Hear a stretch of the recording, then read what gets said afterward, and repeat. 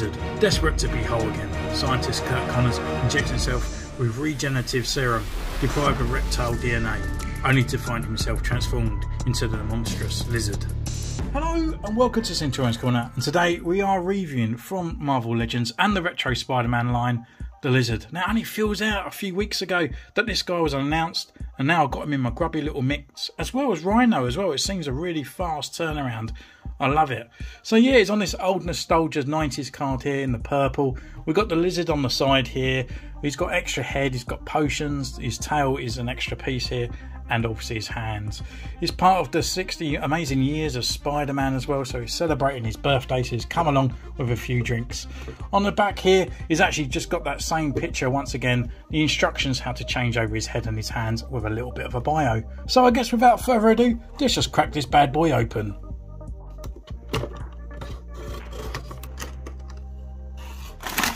So here he is in his little blister pack. Obviously we see everything in the window before when he's on his card, so we just get him out for our first impressions, and we can have a look there. So that looks a bit odd, but yeah, it looks really cool. The actual cape, like the coat, feels really cool and kind of sort of manipulative in a way, so we can actually get some decent poses, I reckon. So gonna go away, take some pictures, and we see you in a mo.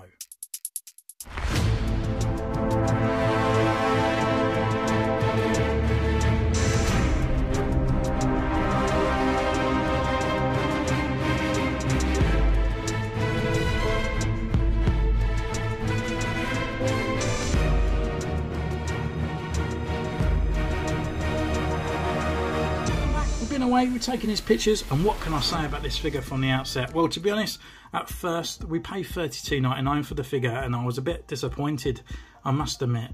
But it's only more I played with him and the more I kind of appreciate what Hasbro have done. And I think they've done a phenomenal job, to be honest with you, with his elonged hands and the elonged feet and the sort of sprawled out sort of fingers as well. You can get him into these sort of like animal poses where he's about to swing around and jump, so I really appreciate the anatomy that they have given him, to be honest. The only thing I would say is that his tail does fall off quite often, but I guess he can grow it back. But the actual sculpt of the coat is annoying, because the only time it comes into play is when you stand him upright, but most of the time he's the Lizard, so he's always kind of hunched over, so it always looks like he's got like a really big bum sticking up in the air. So yeah, it comes with a few accessories, and they come with, one is like the transparent bottle here. We've got a nice yellow one, pretty cool. If you've got a diorama piece or anything like that come into play, or if you take any sort of like toy photography as well, it will come into handy. And I would rather these than not have them, to be honest with you. So yeah, it's pretty cool to have.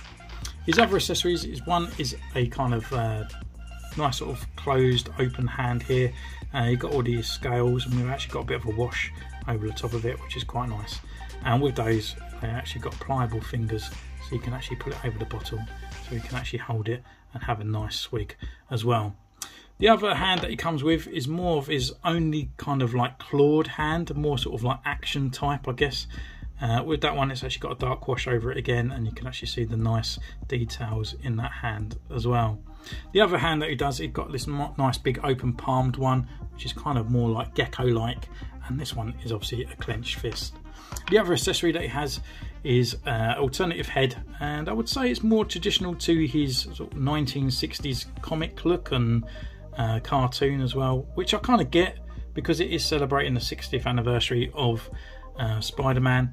So in a way, it's kind of nice that we've got two kind of sort of like versions of the Lizard here. You got this one, and then the more traditional kind of like more crocodile-like, rather than this sort of like simple gecko look. So yeah, looking at the guy, he is pretty cool. We go into his articulation with this, and the articulation on this guy is actually pretty nice. So the head wise, you can turn left up the top here and right, and as you see, it's actually got lower neck movement down here, and then we actually got like a hinge on a peg on the hinge here. Just be careful with this, it's really sort of stiff, so I would say put hot water in there and stuff, because it really comes into play once you notice that it comes right up to this point, because you can put his head into that kind of running position as he's running along, which really comes in handy. So with his arms, you can turn all around up here, and it comes up to this far. We've got rotation up his upper bicep, we've got a double elbow joint here, rotation at the wrist, and it's also on a hinge. His waist, he's got a diaphragm swivel here, and it comes down this far and back, and then we have got the hinge at his waist as well, so you can really get that nice hunch right over down on there.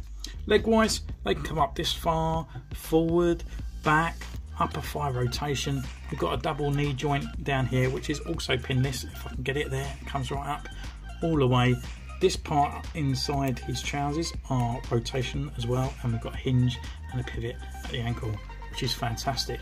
And then obviously his tail has a nice wire in it, and it is made of rubber. I'm a little bit scared. It's the first time I've had sort of like anything rubber from Hasbro, and I noticed quite a lot of my Black Series accessories and stuff like that, they do degrade over time, so I'm a little bit worried about this. So we'll be careful. But yeah, you can actually pose it in kind of most poses. You can't really manipulate it in any particular way. It's more like anything from down here, because it feels quite thick up here. I guess the wire's quite small inside, so the more you kind of pose it, the more it kind of falls off this peg system in here, because obviously it's rubber. So I think I kind of would rather up to this point being plastic, and then the rubber was kind of like molded inside it, so it's more attachable to the figure. And once it's on there, it's more secure, but it's not. But then obviously you can swivel this around and rotate it as well. So yeah, looking at the actual sculpt of the actual figure as well. I don't know why I took that off. I'm a silly idiot.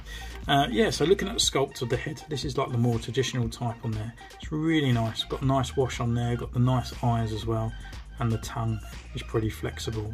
The way that the jawline is, I actually thought we had a kind of like we could have a movement here, but it's not. It's just the way the sculpt is, unfortunately, which is a bit of a downside.